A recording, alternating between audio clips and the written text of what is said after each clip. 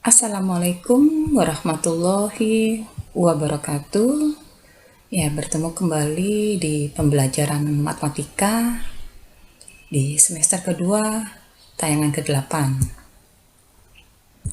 Di semester kedua, tayangan ke-8 ini, kita masih bermateri kepada sudut dan garis sejajar. Dengan submateri di pembahasan kali ini adalah tentang hubungan besar sudut pada dua garis sejajar. Dan seperti biasa, kita berdoa terlebih dahulu sebelum kita memulai atau melakukan segala aktivitas.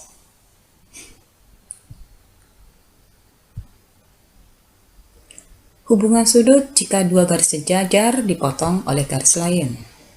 Nah, untuk pembahasan kali ini, tayangan ke-8 ini, kita lebih memfokuskan bagaimana hubungan antar sudut jika sudut tersebut sahadap, berseberangan, dan bagaimana jika sudut tersebut luar sepihak dan dalam sepihak. Nah, ini kalian perhatikan gambar. Nah, pada gambar di samping, garis M sejajar dengan garis N dan dipotong oleh garis L. Nah, titik potong garis L terhadap garis M dan N berturut-turut di titik P dan Q. Nah, akibat dari dua garis sejajar dipotong oleh garis lain, akan terbentuk beberapa sudut, yaitu sudut sahadap, sudut luar berseberangan, sudut dalam berseberangan, sudut dalam sepihak, dan sudut luar sepihak. Untuk yang pertama kita bahas ini adalah tentang sudut sahadap. Nah, ada 4 pasang sudut sahadap di gambar yang kalian lihat. Ini adalah sudut P1 sahadap dengan sudut Q1. Jadi di sini P1 sahadap dengan sudut Q1. Kemudian sudut P2. Nah, sudut P2 sahadap dengan sudut Q2. Kemudian sudut P3. Nah, ini sudut P3 sahadap dengan sudut Q3. Dan ada P4 sahadap dengan sudut Q4. Oke. Nah, ini adalah 4 pasang sudut sahadap yang baru saja Miss jelaskan. Nah, 4 pasang sudut sahadap ini mempunyai besar sudut yang sama. Ya, sebagai contoh misalnya P1, misalnya besar sudutnya adalah 60. Nah, besar sudut Q1 juga besarnya sama, yaitu 60. Untuk P2, ya, contoh lain lagi, misalnya besar sudutnya adalah 120. Nah, besar sudut Q2 ini juga sama, yaitu 120. Nah, ini berarti bahwa sudut sahadap ini mempunyai sudut yang besarnya adalah sama. Nah, selanjutnya ini adalah tentang sudut dalam berseberangan dan sudut luar berseberangan. Nah, kalian perhatikan gambar. Ada 2 sudut dalam berseberangan yang terbentuk dari gambar tersebut.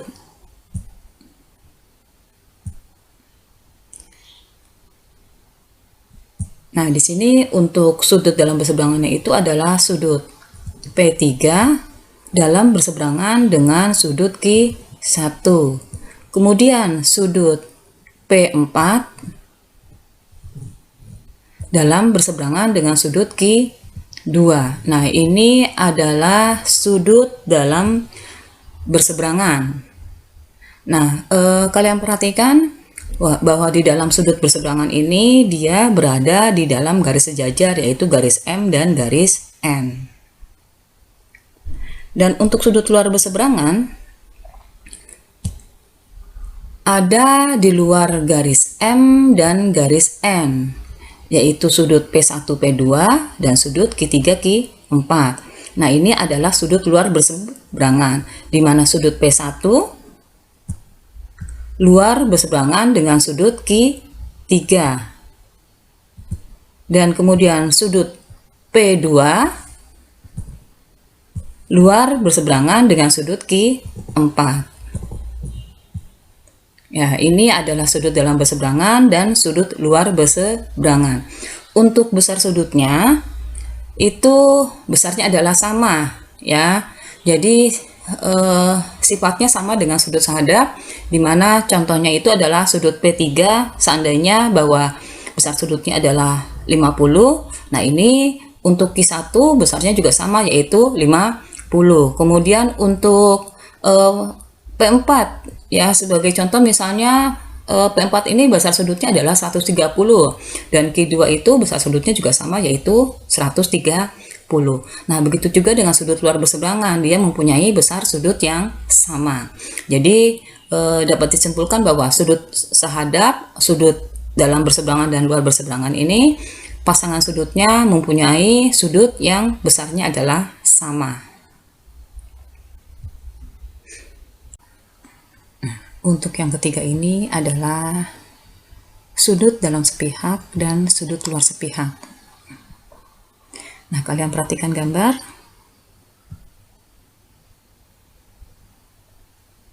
Untuk sudut dalam sepihak ini ada dua sudut, di mana sudut P3 dalam sepihak dengan sudut Q2.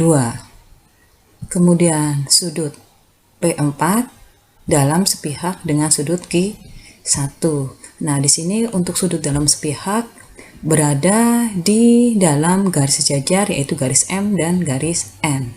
Nah, jumlah sudut dalam sepihak ini adalah 180 derajat. Nah, ini kalau dijumlahkan sudut P3 ditambah dengan sudut Q2 ini adalah 180 derajat. Begitu juga dengan sudut P4 dalam sepihak dengan sudut Q2. Ini jumlahnya ini adalah 180 derajat. P4 ditambah sudut Q1 itu adalah 180 derajat. Sebagai contoh misalnya, sudut P3 adalah 60.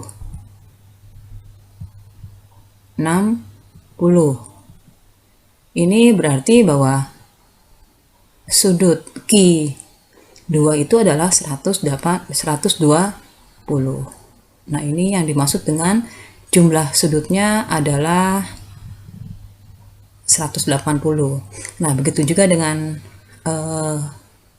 P4. Kalau misalnya di sini P4 itu adalah 120,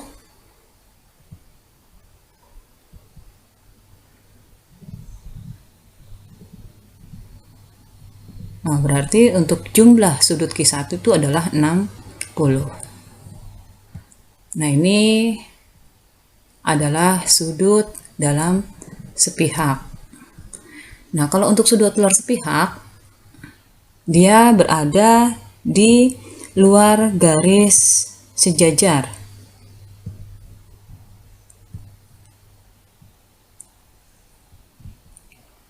Di luar garis sejajar yaitu sudut P1 luar sepihak dengan sudut Q4. Ya, kemudian sudut P2. Nah, sudut P2 ini luar sepihak dengan sudut Q3. Nah, ini adalah sudut dalam sepihak dan sudut luar sepihak, di mana jumlah sudutnya itu adalah 180 derajat. Nah, ini kalian pelajari lagi dengan baik, simak dengan baik, agar kalian lebih paham mengenai sudut-sudut yang baru saja Miss jelaskan. Nah, Miss memberikan contoh soal mengenai sudut-sudut tersebut. Diberikan 3 buah garis, yaitu garis K, garis L, dan garis M. Nah, di mana garis K dan L ini adalah garis sejajar dipotong oleh garis M. Nah, jika sudut P-nya adalah 125 derajat, tentukan ketujuh sudut yang lain. Nah, di sini berarti kalian disuruh menentukan, atau kita akan membahas bersama berapa besar sudut Q, R, S, dan berapa besar sudut U, T, V, W. Ya. Nah, akan kita satu persatu. Nah, di sini untuk mencari sudut R, ya, kamu perhatikan bahwa sudut R ini adalah sudut bertolak belakang. Ya, sudut R bertolak belakang dengan sudut P. Nah, ini berarti bahwa sudut R ini besarnya adalah 125 derajat. Karena kalau sudut bertolak belakang itu besarnya adalah sama. Kemudian kalian perhatikan sudut T. Nah, ini sudut T ini adalah sudut sehadap dengan sudut P. Nah, jadi sudut P sehadap dengan sudut T. Ya, di mana jumlah besar sudutnya itu adalah 125 derajat. Untuk sudut F, ya, untuk sudut F ini sehadap dengan sudut R. Di sini tadi sudut R ini jumlahnya adalah 125.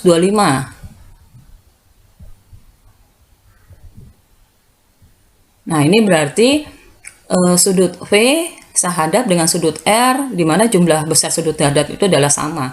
Atau kita bisa juga menggunakan sudut T. Sudut V dengan sudut T ini adalah sudut bertolak belakang, di mana tadi besar sudutnya itu adalah 125. Ya, berarti untuk sudut V ini besarnya adalah sama, yaitu 125. Jadi kamu bisa menggunakan sudut sehadap atau bisa juga menggunakan sudut bertolak belakang. Nah, kemudian untuk sudut Q, ya, kamu perhatikan bahwa sudut Q ini berpelurus dengan sudut P, ya, di mana untuk sudut pelurus ini jumlahnya adalah 180 derajat. Kalau sudut P-nya 125, berarti untuk besar sudut Q ini 125 ditambah menuju 180. Ya, ini berarti bahwa, atau mungkin 180 dikurang 125 itu adalah 55. Nah, di sini berarti untuk sudut Q ini adalah 55 derajat. Ya, untuk sudut lurus ini kamu bisa menggunakan sudut Q ditambah sudut R atau sudut Q ditambah sudut P. Nah, selanjutnya untuk sudut S. Ya, untuk sudut S kamu juga bisa menggunakan sudut lurus dengan sudut P dan sudut S, atau bisa juga dengan menggunakan sudut bertolak belakang, di mana S bertolak belakang dengan sudut Q. Sudut Q itu tadi adalah 55, berarti untuk sudut S ini besarnya adalah 55 derajat. Nah, untuk sudut U, nah sudut U ini sehadap dengan sudut Q, ya, di mana tadi sebelumnya bahwa sudut Q itu adalah 55, berarti sehadap dengan sudut U ini besarnya adalah sama, yaitu 55 derajat. Atau kamu bisa juga menggunakan dengan sudut lurus, ya, sudut R ditambah dengan sudut U, ya, dimana tadi sudut R itu adalah 125 ditambah menuju 180, berarti adalah 55 derajat. Kemudian sudut W, ya, dimana tadi di sini adalah 55 U untuk sudut U-nya. Nah, dia bertolak belakang dengan sudut W. Nah, berarti bahwa sudut W ini besarnya adalah 55 derajat.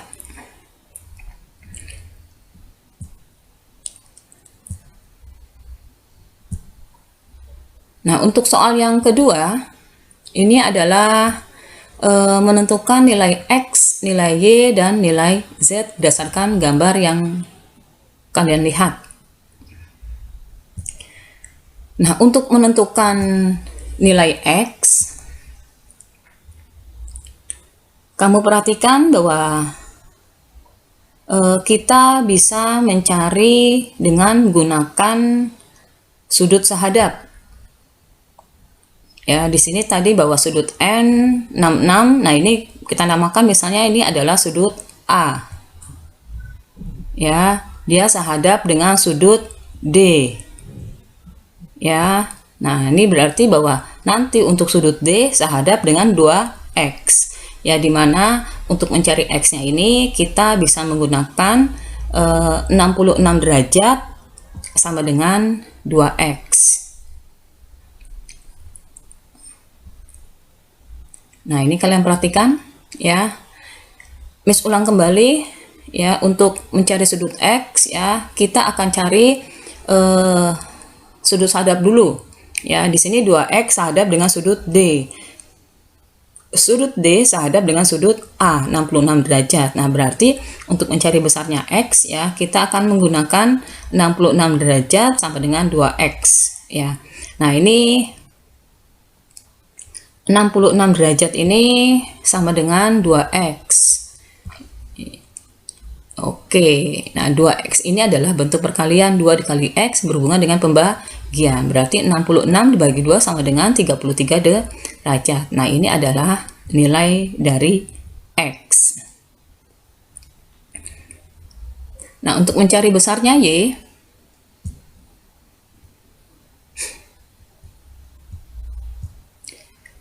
kita bisa menggunakan sudut lurus ya, dimana untuk sudut 66 derajat ini bertolak belakang dengan sudut, misalnya kita namakan ini adalah sudut C ya.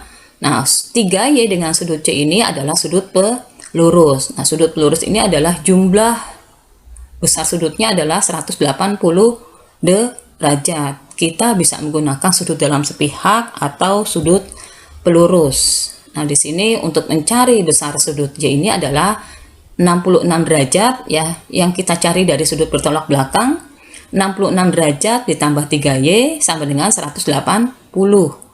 Nah, di sini dalam bentuk penjumlahan berhubungan dengan pengurangan. Nah, berarti 3Y ini tidak pindah ruas, tetap dalam positif 3Y.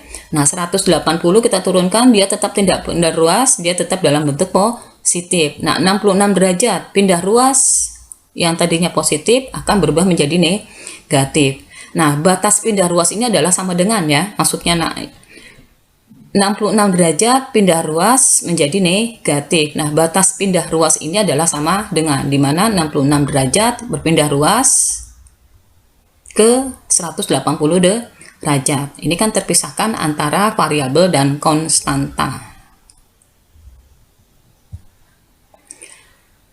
Nah, ini bentuk penjumlahan pengurangan 3Y sama dengan 114 derajat.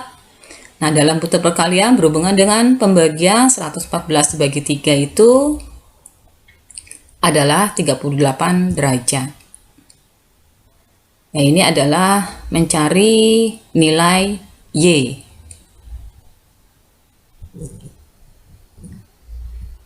Nah, kemudian untuk mencari Z, nah, dalam mencari nilai Z, kita bisa menggunakan sudut luar sepihak.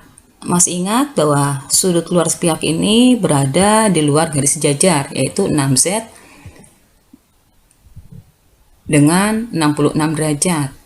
Nah, sifat dari sudut luar sepihak ini adalah jumlah besar sudutnya adalah 180 derajat. Nah, maksud dari kata jumlah besar sudut 180 derajat ini adalah 6Z ditambah 66 derajat sama dengan 180 derajat. Dan nanti kita akan mencari berapa besar nilai Y. Nah, ini 66 derajat ditambah 6Z sama dengan 180. Ya, kita bisa menggunakan sudut luar sepihak. Bentuk penjumlahan berhubungan dengan bentuk pengurangan, terpisahkan antara variabel dan konstanta. Nah, ini 66 derajat pindah ruas. Nah, batas pindah ruas ini sama dengan, nah, 66 derajat pindah ruas akan berubah menjadi negatif. Ya, berarti di sini 6Z kita turunkan sama dengan 180 dikurang 66 derajat. Nah, ini 6Z sama dengan 114 derajat. 6Z ini dalam bentuk perkalian berhubungan dengan pembagian. Nah, berarti untuk mencari Z-nya ini adalah 114 dibagi 6 sama dengan 19 derajat. Nah, ini adalah nilai Z yang hasilnya ini adalah 19 derajat. Dan seperti biasa, Miss sudah menjelaskan materi tentang sudut sahadap, sudut dalam berseberangan, sudut luar berseberangan, kemudian sudut dalam sepihak, dan sudut luar sepihak. Miss memberikan 2 soal untuk kalian kerjakan. Pada gambar di samping, tentukan sudut sahadap, sudut dalam berseberangan, luar berseberangan, dan sudut dalam sepihak dan luar sepihak. Ini kalian kerjakan, kemudian begitu juga dengan nomor 2, kalian disuruh menentukan berapa besar nilai X, nilai Y, dan nilai Z. Dan untuk deadline, tugasnya ini dikumpulkan tanggal 31 Maret di hari Rabu. Ya, seperti biasa, semakin cepat kalian mengumpulkan, tentu semakin baik nilai atau poin yang kalian peroleh. Miss akhiri, wabillahi taufiq wal hidayah. Wassalamualaikum warahmatullahi wabarakatuh.